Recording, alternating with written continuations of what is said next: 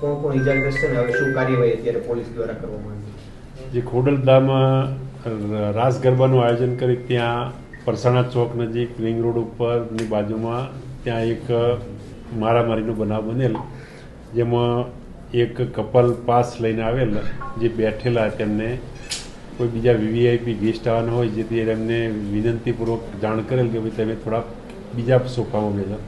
તે બાબતે બોલાચાલી થઈને પછી મારામારી થયેલી અને હાલમાં એ જે ઇન્જરી પામનાર છે 3 જણા છે, મૌલિક પરસાણા, હરિભાઈ સોરઠિયા અને અશોકભાઈ ફળદો, અને હાલ એ લોકો સારવાર હેઠળ છે અને ત્યાં ફરિયાદની કાર્યવાહી ચાલુ છે.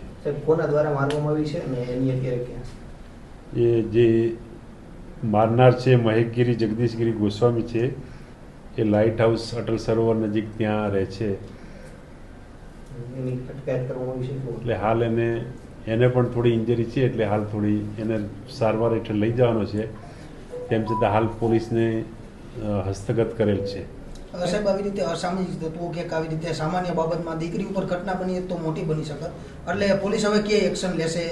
ના, એટલે પોલીસે તો અગાઉ 3 શનિવારે ગરબાના આયોજકોને બધાને બોલાવીને બધાને સમજાવેલ કે ભાઈ કોઈને ટૂંકમાં અસભ્ય વર્તન કરવું નહીં, વ્યવસ્થિત વાતચીત કરવી, અને આ રીતના અને તમામને સૂચના આપેલી, અને એનું પાલન પણ કરતા હોય છે.